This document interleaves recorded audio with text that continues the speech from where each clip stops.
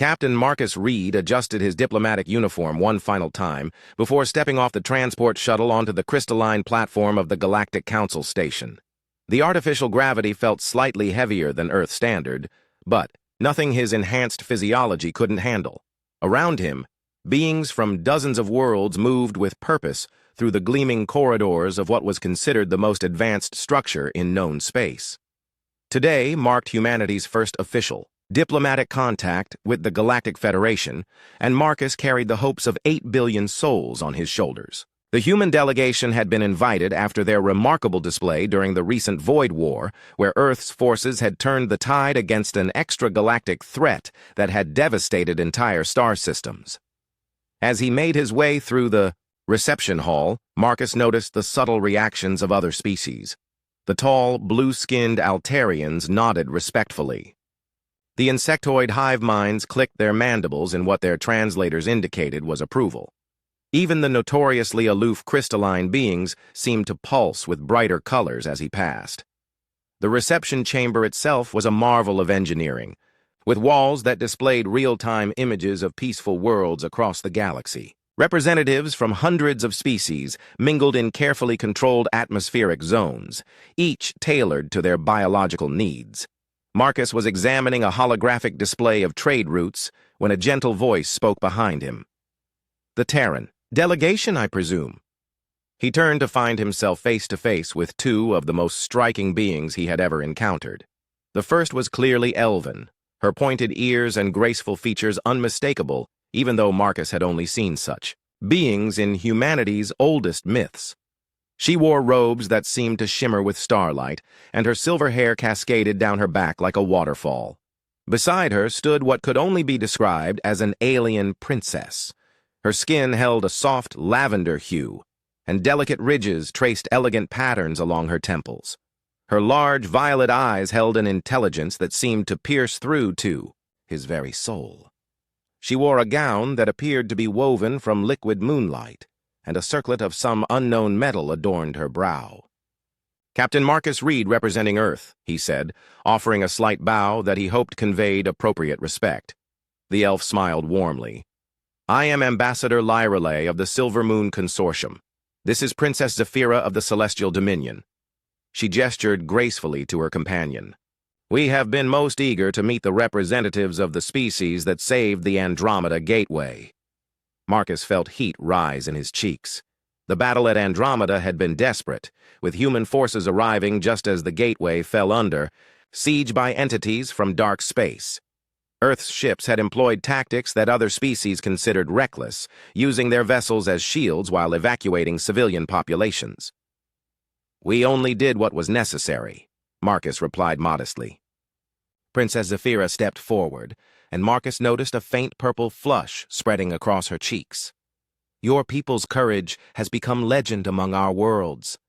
The way human ships positioned themselves between the evacuation transports and the enemy fleet." She paused, seeming to search for words. "It was unlike anything in our military histories." "Most species calculate acceptable losses," Lyrelay added. "Humans calculate how to save everyone." Marcus smiled, remembering the heated discussions in the war room as human commanders had argued over evacuation priorities. The final decision had been unanimous: leave no one behind, regardless of species or political affiliation. It had cost them dearly in ships and lives, but they had saved over 2 million beings from 17 different worlds. "Hello there," Marcus said simply, offering his hand in the traditional human greeting. The princess looked at his outstretched hand with curiosity, then gently placed her own palm against his. The moment of contact sent a warm sensation through both of them, and Marcus noticed her blush deepen to a lovely shade of violet. "Hi," she replied softly, the simple human word sounding musical in her accent. Both of them burst into spontaneous laughter at the contrast between the formal diplomatic setting and their casual greeting. The sound drew amused glances from nearby delegates, but neither seemed to care. "Your language is quite fascinating," Zephyra said as their laughter subsided. "So direct and efficient, yet capable of great warmth." Lyrelay nodded in agreement.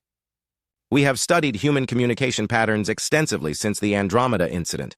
Your species has a remarkable ability to form bonds quickly with others, even across vast cultural differences.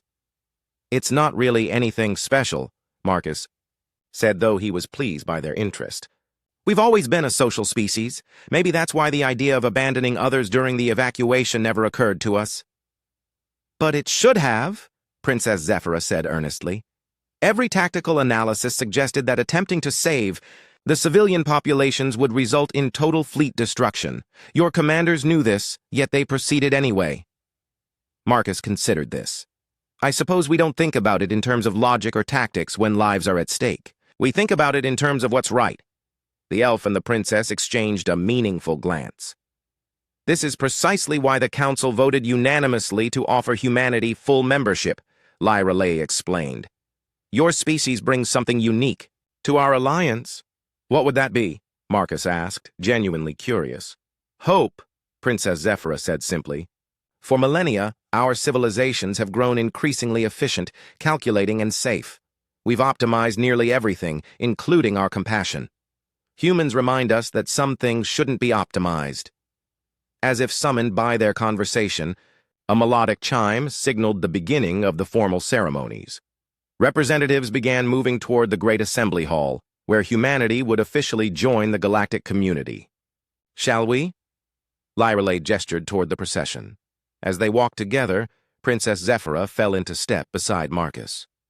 I hope this won't be our only conversation, Captain Reed. I find myself curious about many things regarding human culture. I'd be honored to continue our discussion, Your Highness, Marcus replied, though I hope you'll just call me Marcus.